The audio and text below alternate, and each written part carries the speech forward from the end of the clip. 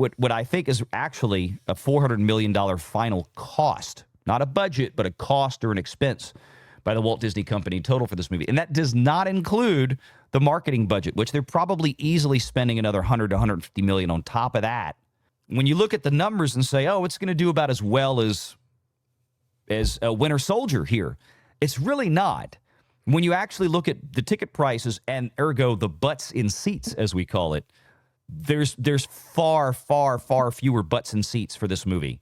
Here, right now, pre-sales for Captain America Brave New World movie tickets are about 10 to 15% behind Ant-Man and the Wasp Quantumania. Oh.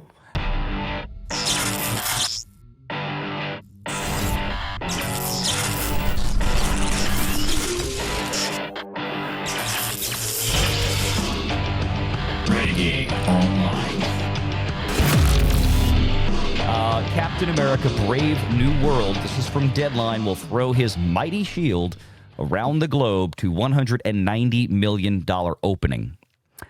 Now, on the surface, that sounds, hey, that's good. 190 million. Okay. That sounds like a lot of money.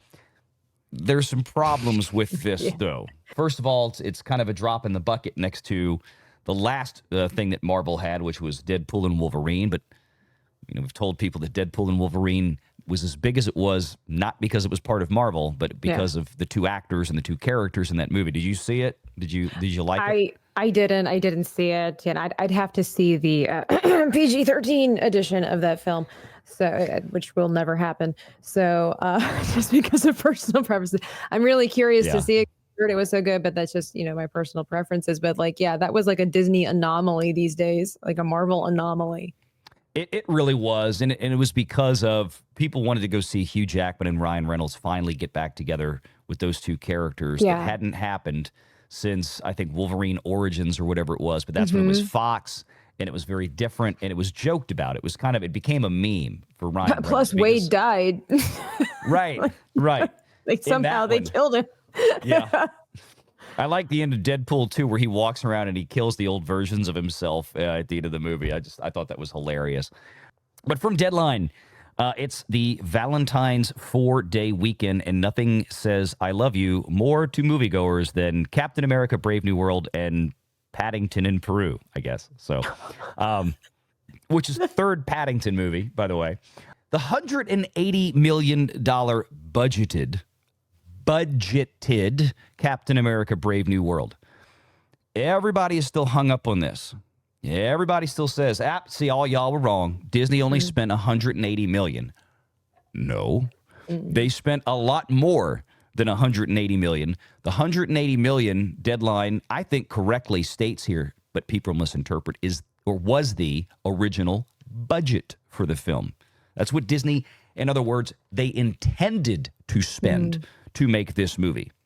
There is no way that they have gone through from all information that we've heard from everywhere, 2 almost complete reshoots of this thing. Because I thought it was 4. It might be who knows? It's a lot. Every movie has some type of what's commonly referred to as a pickup shoot after they finish principal photography. They'll go to the editing bay, they'll strap the movie together, and the director and the writer might look at it and go, okay, we need to tweak this scene. We need this to be a little bit different.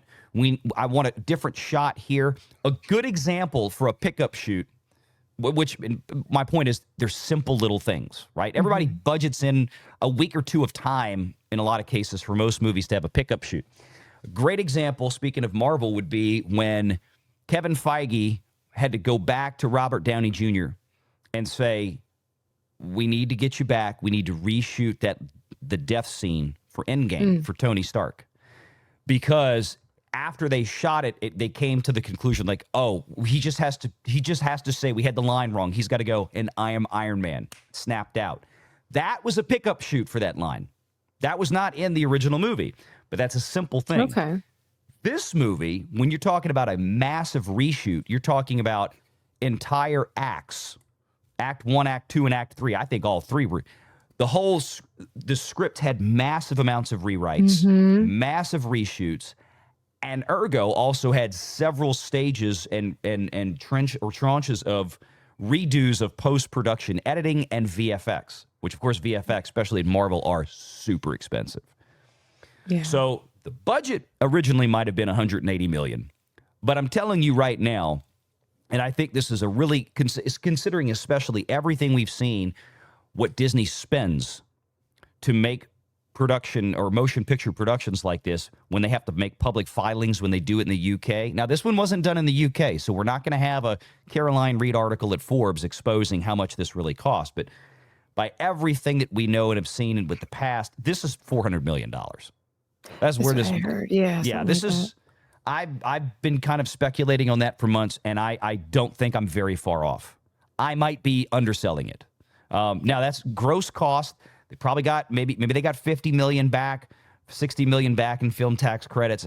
Who knows? But we're talking about a $400 million production, I think, one way or another here, maybe more. I mean, we just recently found out that through 2 seasons of shooting Andor, they've spent $650 million already. And it's like, where does that money go? It's catering, catering, lodging, 5-star hotels, all this kind of stuff. Bringing in new actors that weren't originally part of the plot. Routinely. Yes. But I mean, here we are with what I think is actually a $400 million final cost, not a budget, but a cost or an expense by the Walt Disney Company total for this movie. And that does not include the marketing budget, which they're probably easily spending another 100 to 150 million on top of that to advertise this movie on television, on social media. Did it have a Super Bowl commercial? Yep. That was $8 million right there. Yeah.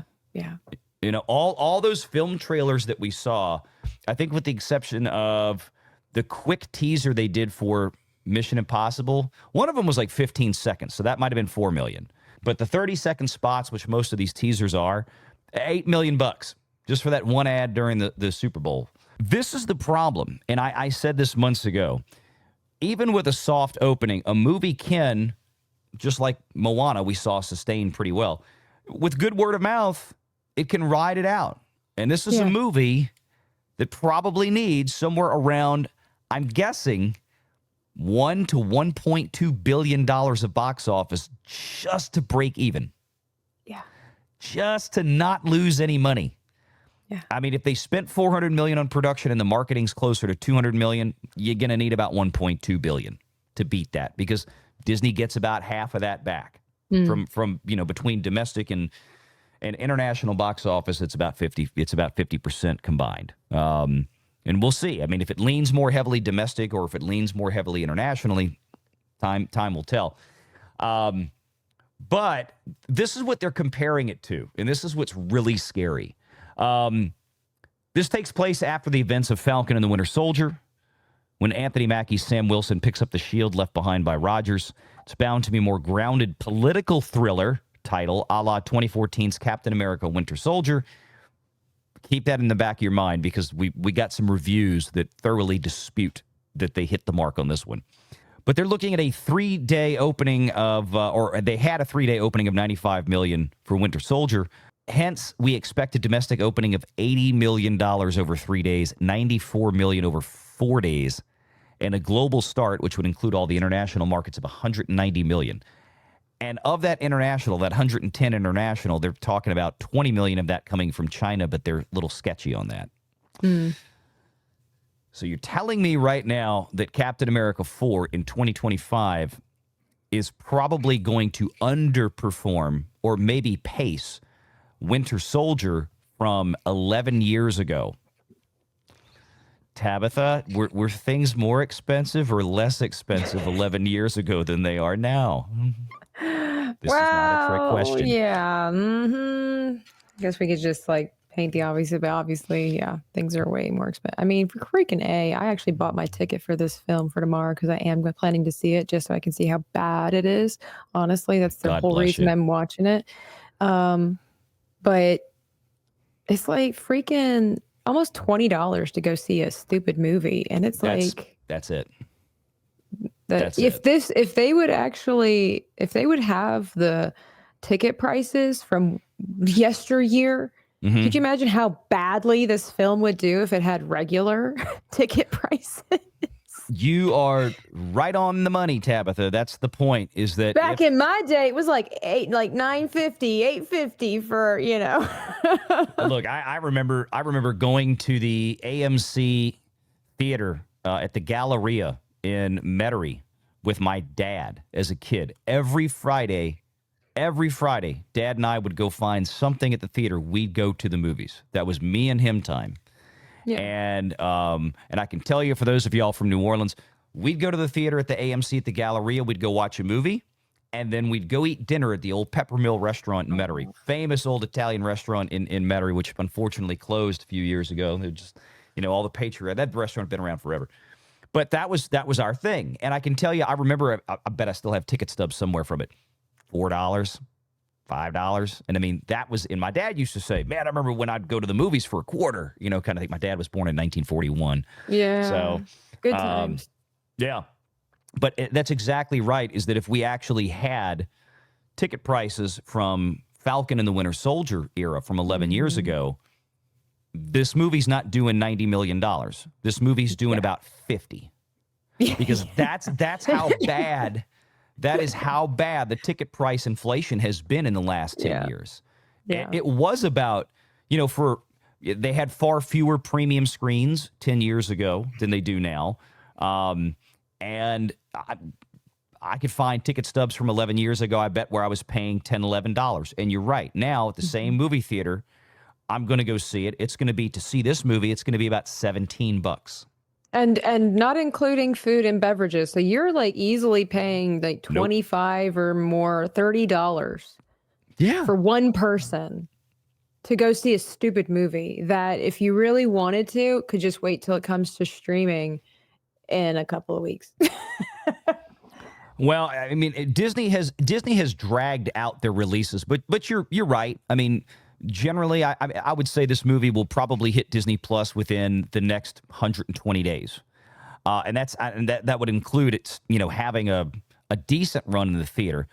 It's possible that Disney could pull the plug on it sooner if it really performs poorly, but I think they're going to try to window it enough to where they can recover. But yeah, that's the problem. So you can see from that standpoint, when you look at the numbers and say, oh, it's going to do about as well as a Winter Soldier here, it's really not.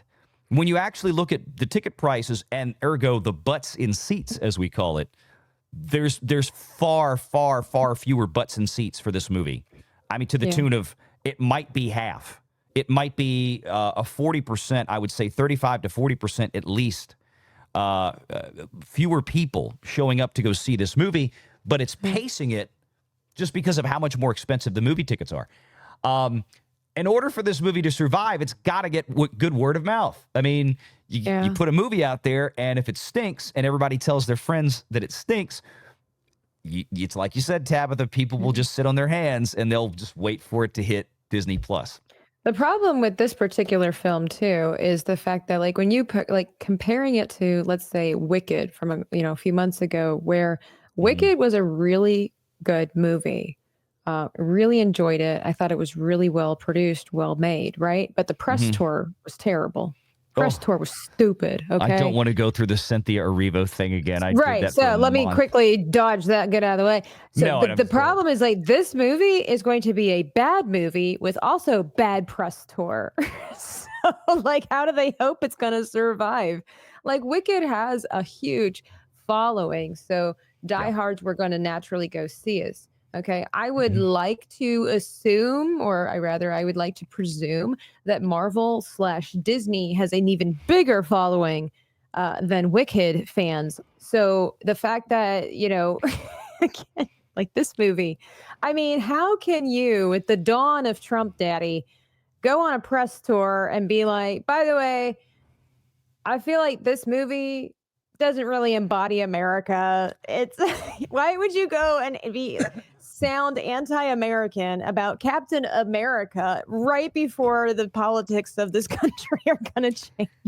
He really, and I know we talked about that a week or two ago, I guess, when it happened. And Anthony Mackie really tried to walk that back. Didn't work. It really didn't work.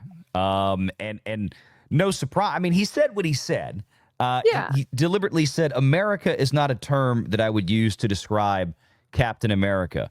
But what I would say is that Captain America is supposed to be, and then he goes into honest and forthright and courageous or whatever else. It's like, well, wait. Why would that not be America? I mean, you said what you said. I gave the man the benefit of a doubt until I started hearing different, people talk about it. I mean, you know me, I'm a nice person. I like to see the bright side of things, and I try to think about it carefully before I go around saying and getting on bandwagons, because I was like, from what I understand, he was in an international audience. My first thoughts were that he was trying to make this sound universal and not American exclusive. But the guy just did not have a gift for wording. If that was what he was trying to do, then where are their managers? Like, he did a terrible job wording it thusly. But the thing that then seals the deal, where he just fumbled the ball so terribly, was that when his apology on Instagram, which was not an apology, it was just basically, you guys suck. Sorry that you mistranslated that.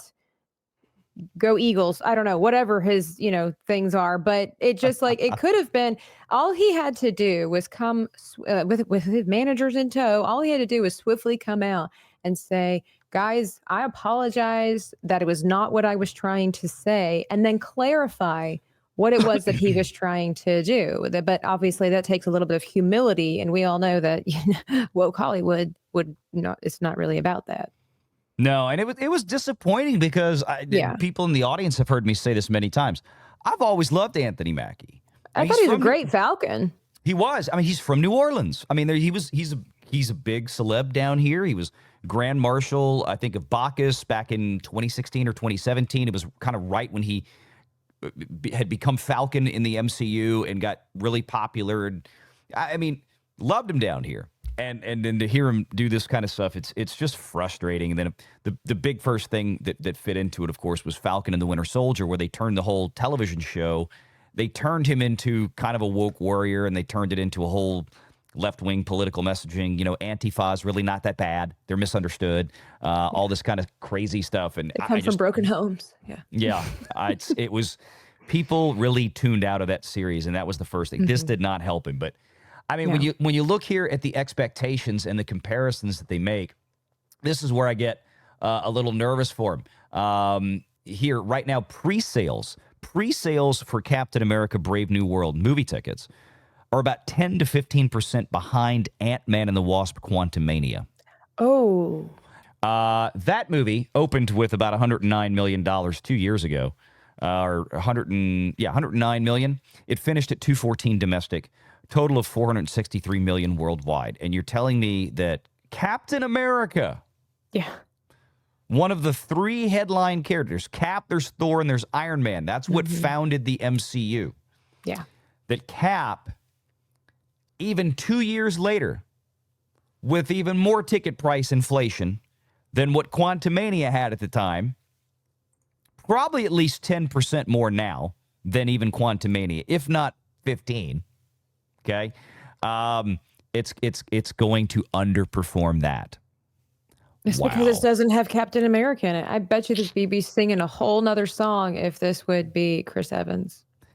Oh, I think you're absolutely right. I think that's a big part of it. But when you compare this, that is a massive, massive problem, and it really doesn't get any better. 106 million was the opening weekend, but it's at the very least, the ticket pre-sales for this are 40% ahead of Eternals. So basically, besides Captain Marvel or the Marvels, the second worst performing movie in the history of Marvel. This is our bar right now, Tabitha. Make sure you're subscribed to Valiant Renegade and join us every Sunday at 6 p.m. Eastern for the live show.